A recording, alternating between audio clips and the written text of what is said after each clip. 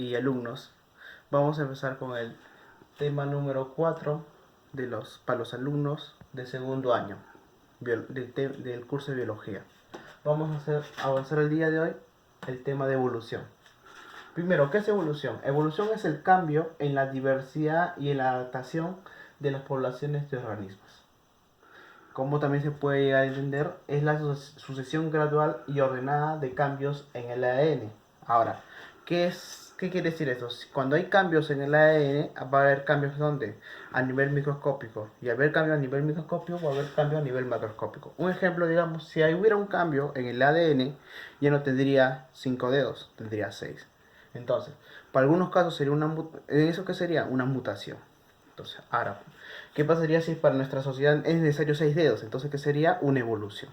Claro, ¿no? Entonces, hay que entender que los cambios en el ADN, dependiendo si son benéficos o son perjudiciales, se va a entender como evolución. O si no, como una enfermedad. Ahora, tú tienes dos tipos de evolución. Tiene dos formas. Evolución convergente y evolución divergente. La evolución convergente se da en estructuras análogas y en la evolución divergente se dan estructuras homólogas.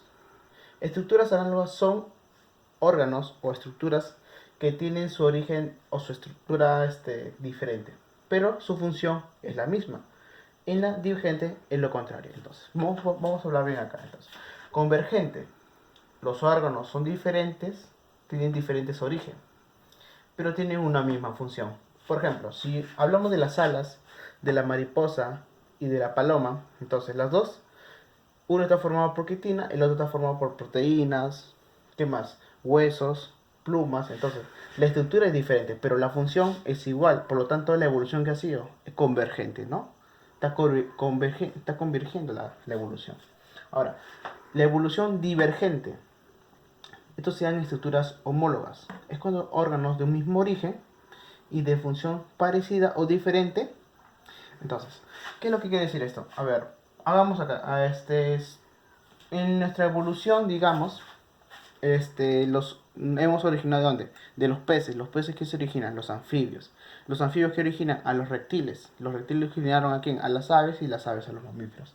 Entonces, ahora, si tú pones un punto en común, la aleta de una ballena con el brazo humano, ¿tienen funciones diferentes? Sí, tienen funciones diferentes.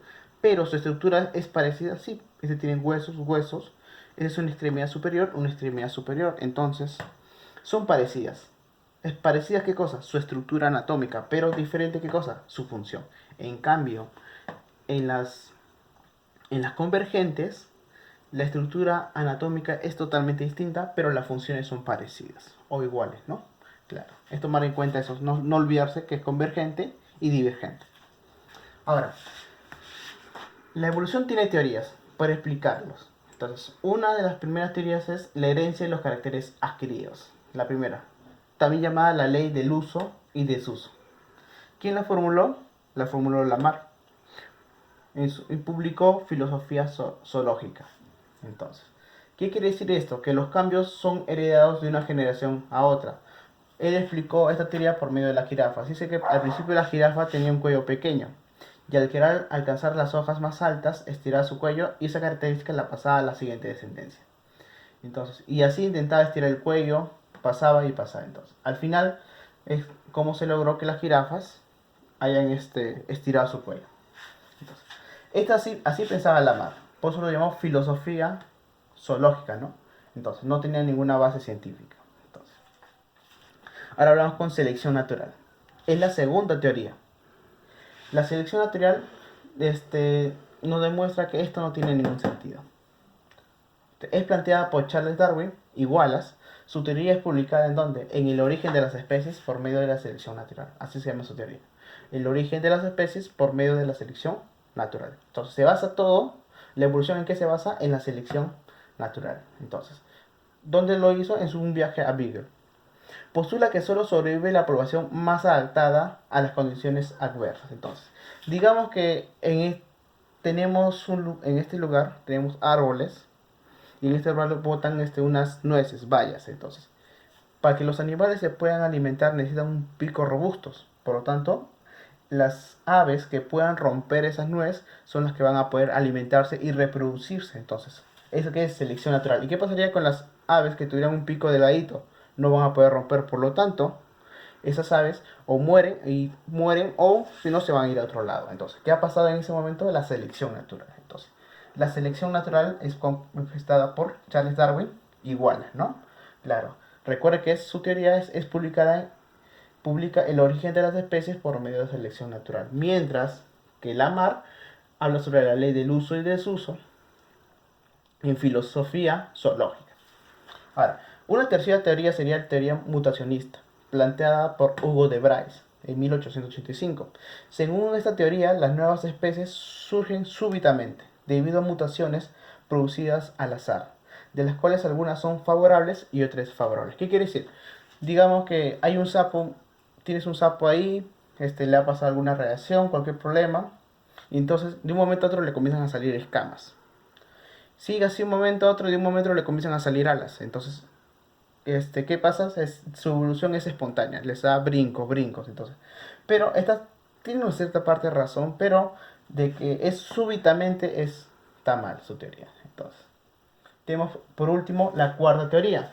La cuarta teoría agarra la teoría de selección natural y la teoría mutacionista. Entonces, agarra todo lo que antes ha estudiado y lo junta.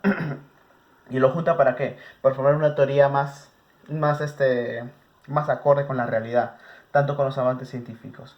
También como se llama teoría sintética de la evolución, o también conocida como teoría neodarwinista. Entonces, se enfoca en la selección natural de Darwin y Wallace, pero agregando ciertas teorías, ciertas investigaciones o descubrimientos que se están dando en la época. ¿Quién la defendió? Fisher, Hall y Ware. ¿Sus postulados quiénes son? La evolución ocurre a lo largo de muchas generaciones. Una población presenta una poza genética. ¿Qué es una poza genética? Entiende como si fuera un pozo. Entonces, tú tienes tus genes, la otra persona tiene otros genes, tus padres tienen otros genes. Entonces, todo eso formamos todos los individuos de una población, juntas todos los genes y se forma un pozo, ¿no? Entonces se llama una poza genética. Para explicar la evolución hay que tener en cuenta esto. Así como dijo Hugo Bryce, hay que tener en cuenta qué cosas. Las mutaciones. Claro. Recombinación genética. Tu padre tiene unos genes, tu madre tiene unos genes. Se juntan esos genes y saliste tú, sale tu hermana, sale tu hermanita. Entonces, ¿qué pasó? ¿Son iguales? No, sino que los genes se han recombinado. Y por último, la selección natural, que nos dice que el más apto es el que sobrevive, ¿no? No olvides que la mutación es un cambio producido en la estructura del ADN. Entonces, una mutación conocida, ¿quién sería? El síndrome de Down. Tiene el síndrome de Down, el de Klinefelter, el de Turner, que en este caso que no aportan, en este caso no sería una evolución favorable, sería una desfavorable. Entonces sería un síndrome, una enfermedad. Por eso se llama síndrome de Down. Ahora, con todo esto, entonces es importante también saber las pruebas o evidencias de la evolución. La ciencia te dice que había una evolución, pero ¿cómo tú lo puedes explicar? Entonces, la ciencia se va a basar en qué? En pruebas paleontológicas, embriológicas, bioquímicas y en la anatomía comparada. Hablemos de las paleontológicas. Las paleontológicas son aquellos fósiles o restos ancestrales que han sido encontrados en la corteza terrestre. ¿Quiénes están ahí? Los restos anatómicos, como cuáles? Huesos, dientes. Los petrificados, o qué quiere decir compuestos, que tienen qué cosas? Silicio y calcio, ¿no? Los preservados, moldes y huellas, ¿no? Claro. Embriología. Estudia el desarrollo embrionario y acá tenemos a Ernest Haeckel, que postula la ley biogenética fundamental, que la cual hace un postulado bien importante. Refiere que la ontogenia es una recapitulación rápida de la filogenia. Ahora, es importante entender, para entender su teoría, que hay que entender lo que significa ontogenia y filogenia. ¿Ontogenia qué es? Es el desarrollo embrionario. Cuando tienes un huevito y este huevito se termina convirtiendo en un pollito, ¿qué desarrollo es? Embrionario. Ahora, si yo te digo, filogenia es la historia evolutiva de una especie. Se dice que el hombre proviene de un primate. Entonces, ¿qué viene a ser eso? Desde primate, Homo sapiens, el Australopithecus, sapiens, el habilis, el erectus, el neandertal, el cromagnon. Entonces, ¿eso qué vendría a ser? La historia evolutiva de una especie. Entonces, ¿tú cómo conoces la historia evolutiva de una especie? Fácil, conociendo qué cosa? La ontogenia, ¿no? Claro, cuando tú ves que el huevo llega a convertirse hasta un pollito, ves en cada etapa de su desarrollo, ves cómo fue que estuvo evolucionando la especie. Entonces, eso es lo que nos dice Ernest Haeckel, que la ontogenia es una recapitulación rápida y breve de quién, de la filogenia, ¿no? Tercera prueba, una de las más importantes, ¿cuál es? Prueba bioquímica, que demuestra la evolución. Estudio y comparación de los componentes bioquímicos presentes en diversos organismos. ¿Qué quiere decir? Todos los organismos vivos que presentan ADN, ARN, presentan proteínas, todos los organismos vivos, para poder realizar su metabolismo, ¿qué necesitan? Una moneda energética. ¿Cómo se llama esa moneda energética? ATP. Entonces, hay organismos que se crean, hay organismos inertes que se cree que antes se creía que eran vivos, como quienes los virus. Los virus o tienen ADN o tienen ARN. Ellos sus procesos están mediados por ATP, no. Entonces, tú para que consideres que es un ser vivo, ADN, ARN, proteínas, su metabolismo se regula por ATP. Siguiente. Otra prueba también importante, y es creo que es la más conocida, es la anatomía comparada. En la anatomía comparada, tú tienes órganos homólogos, órganos análogos y órganos vestigiales. Entonces, ¿qué es un órgano homólogo?